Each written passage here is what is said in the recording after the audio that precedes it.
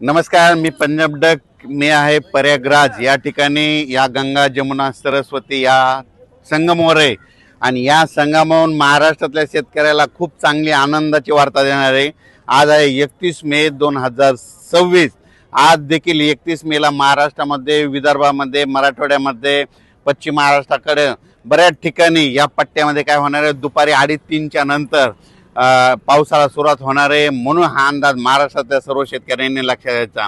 हा पाऊस विदर्भामध्ये, मराठवाड्यामध्ये आणि पश्चिम महाराष्ट्रामध्ये आज बऱ्याच ठिकाणी विजेच्या कडकडाटासह सुरू होणार आहे. म्हणून हा अंदाज लक्षात घ्यायचा. पण सर्व जोर पडणार नाही.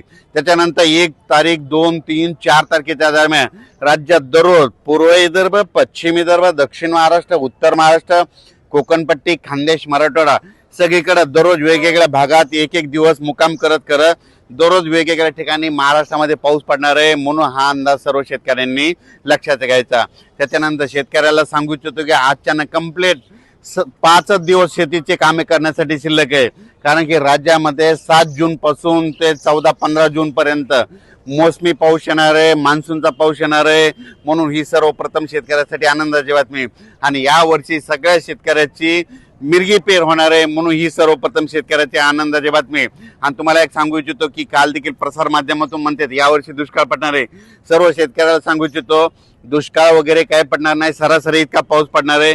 लवकर पेरणी होणार आहे. लवकर पेरणी झाली तर पिकं चांगली येतात आणि सगळ्या पिकाला उतार येतो. म्हणून ही अंदाज सर्व शेतकऱ्यांनी लक्षात घ्यायचा.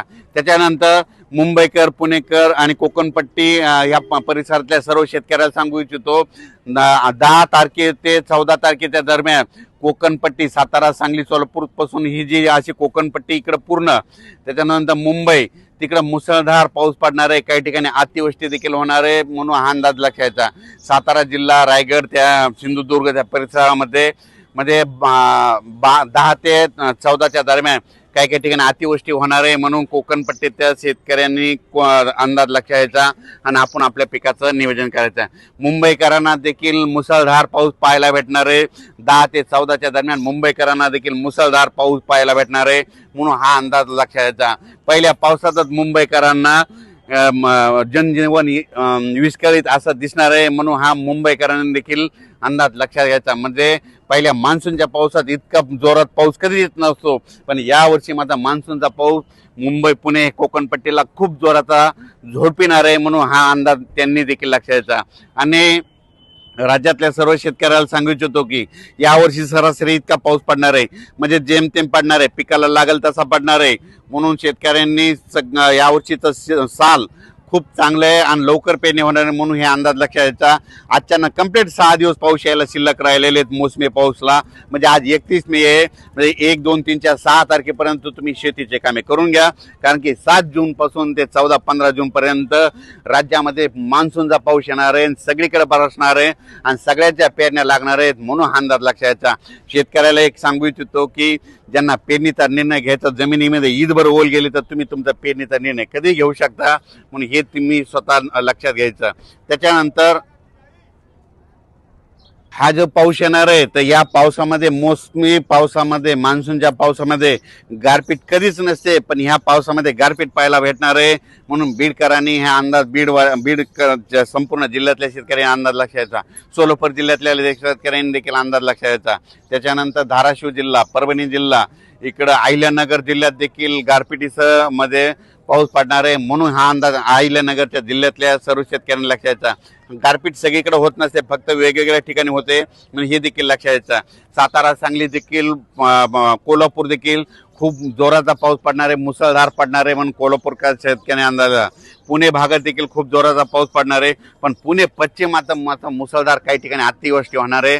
म्हणून हे देखील पुणेकरांनी लक्षात घ्यायचं. त्याच्यानंतर नाशिक जिल्ह्यात देखील चांगला पाऊस पडणार आहे. म्हणून नाशिकच्या शेतकऱ्यांनी अंदाज लक्षात घ्यायचा. उत्तर महाराष्ट्रामध्ये आज देखील, म्हणजे आज 31 मेलाच आजच बऱ्याच ठिकाणी पावसाला सुरुवात होणार आहे.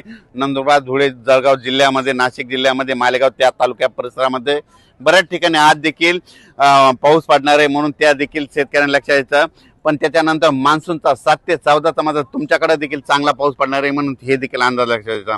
मराठवाड्यामध्ये सांगायचं झालं तर परभणी जिल्हा, नांदेड जिल्हा, हिंगोली जिल्हा, जालना जिल्हा, संभाजीनगर, बीड जिल्हा, धाराशिव जिल्हा, लातूर जिल्हा, त्या मराठवाड्यात देखील चांगला म्हणजे ह्या 1-2 जून आणि त्याच्यानंतर 7 ते 14चा खूप जोराचा पाऊस पडणार आहे म्हणून हा अंदाज लक्षात येता. तुरळक भागात गारपीट देखील होणार आहे या मोसमी पावसात म्हणून हे मराठवाड्यातल्या शेतकऱ्यांना देखील अंदाज लक्षात येता. विदर्भात देखील आज 31 मे ते जवळपास 5 जून पर्यंत दररोज वेगवेगळ्या भागामध्ये आजच बऱ्याच ठिकाणी पावसाचं आगमन होणार आहे. दुपारी 2:30-3च्या नंतरच विदर्भात देखील पाऊस पडणार आहे आणि रात्री देखील पहाटे झाला पण आज देखील दुपारी 2:30-3च्या नंतर विदर्भात देखील पाऊस अकोला, अमरावती, वर्धा, बुलढाणा, मेकर ह्या परिसरामध्ये, लोणार परिसरामध्ये आज देखील पाऊस पडणार आहे म्हणून हा अंदाज लक्षात यायचा.